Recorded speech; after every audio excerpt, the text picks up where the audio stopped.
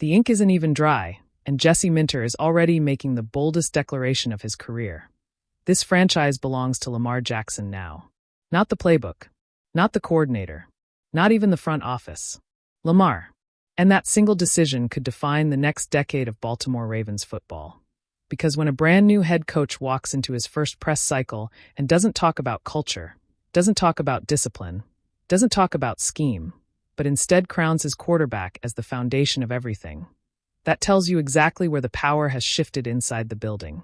Jesse Minter didn't hesitate. He didn't hedge. He didn't soften the message.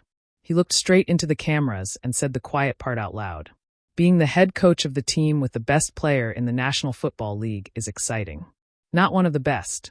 Not elite. The best. And that wasn't hype. That was policy. Because Minter understands something that a lot of coaches never fully grasp until it's too late. In today's NFL, you don't force a generational quarterback to adapt to your system. You build the system around the quarterback, or you get replaced trying to prove you're smarter than him. And this matters more in Baltimore than anywhere else. For nearly 2 decades, the Ravens were defined by stability. John Harbaugh's 18-year run gave Baltimore consistency, identity, and credibility. But it also meant Lamar Jackson grew up in a system that was constantly evolving around coaches, coordinators, and philosophies that weren't always aligned with who he was as a player. Now, that era is officially over. Jesse Minter's arrival signals a full organizational pivot. Not a tweak. Not a rebrand. A reset built around one truth. Lamar Jackson is not just the quarterback. He's the axis. And if you're wondering why this announcement feels so deliberate, so immediate, so loud, it's because Minter knows exactly what he inherited, and exactly what he can't afford to mess up.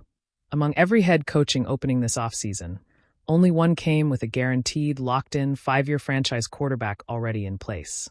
Only one came with a 2-time MVP who has already rewritten how defenses have to prepare. Only one came with a player whose presence alone changes how the league talks about your team. That was Baltimore. Lamar Jackson didn't just give the Ravens stability. He gave them leverage. And Minter walked in knowing the most important relationship he'll ever manage started on day one, that this isn't a coach inheriting a quarterback. This is a coach aligning himself with a forced-up. Minter's respect for Lamar didn't start this year. It didn't start with the hiring.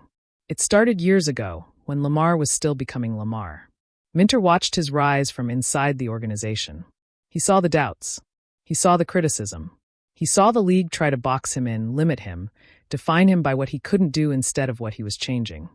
Then last season, from the other sideline in Los Angeles, Minter had to prepare a defense to stop him. And that changes everything. There is a massive difference between watching Lamar Jackson on film as a coordinator and actually trying to defend him for 4 quarters. There's a difference between studying tendencies and feeling helpless when he breaks your angles, outruns your linebackers, and throws a 50-yard strike while your coverage collapses.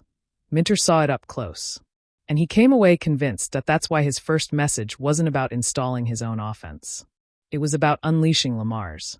And let's be clear, Lamar has already done things at the quarterback position that statistically shouldn't exist. 8 seasons. A 76-31 regular season record as a starter. 2 MVP awards. 4 Pro Bowls. 3 All-Pro selections. Over 6,500 rushing yards from the quarterback position. A career passer rating north of 102.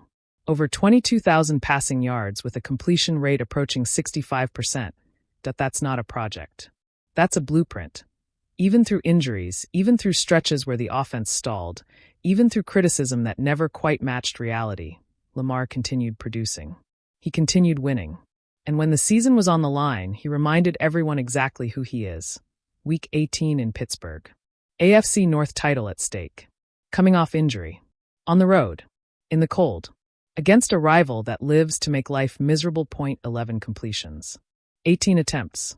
238 yards. 3 touchdowns. And in the fourth quarter, when the game tightened, Lamar did what only Lamar does, back-to-back explosive scoring strikes. 1 for 50 yards. 1 for 64. That wasn't just talent. That was command. And Jesse Minter watched all of it knowing one thing. This is the engine. This is the advantage. This is what other teams are still searching for. But here's where the story gets complicated. Because at the exact moment Minter is declaring Lamar the foundation, the Ravens' offense is entering its most unstable phase in years. Todd Monken is gone. The architect of the high-powered attack that finally balanced Lamar's dual-threat ability has left for Cleveland. And with that departure comes a massive question. Who controls the offense now? This is where Minter's message becomes more than praise. It becomes a warning. He didn't just say the offense would be built around Lamar. He said it knowing the offensive coordinator position is wide open. Knowing his first major hire will define how the league views his tenure. Knowing whoever walks into that room is not coming in to impose their philosophy, that they're coming in to serve Lamar Jackson, that's the law Minter just laid down. And that's not accidental. Because in the modern NFL, the fastest way for a head coach to lose the locker room is to undervalue the quarterback, especially one who has already proven he can win at the highest level. Minter isn't making that mistake, by publicly aligning himself with Lamar. He's doing three things at once. He's empowering his quarterback. He's setting expectations for his staff. And he's signaling to the front office that personnel decisions will flow outward from Lamar's strengths. This is not a coordinator-driven offense anymore. This is a quarterback-driven organization. And that changes everything. It changes how free agents view Baltimore. It changes how receivers evaluate fit. It changes how linemen are drafted. It changes how defenses prepare week to week. Because when your head coach openly says the offense will revolve around one player, that player becomes the gravity. But here's the real tension, and this is the part people aren't talking about yet. Building everything around Lamar means there are no more excuses. No more coordinator blame. No more philosophical clashes. No more half measures. If the offense stalls now, it won't be because Lamar wasn't empowered. It will be because the execution failed.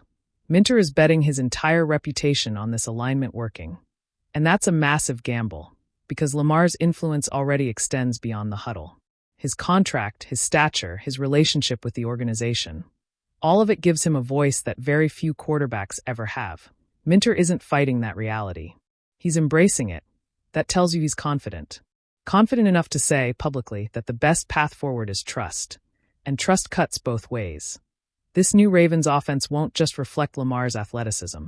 It will reflect his football IQ, his preferences, his comfort, and his vision of how the game should be played. That's powerful.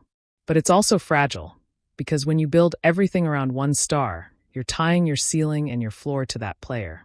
Minter knows that.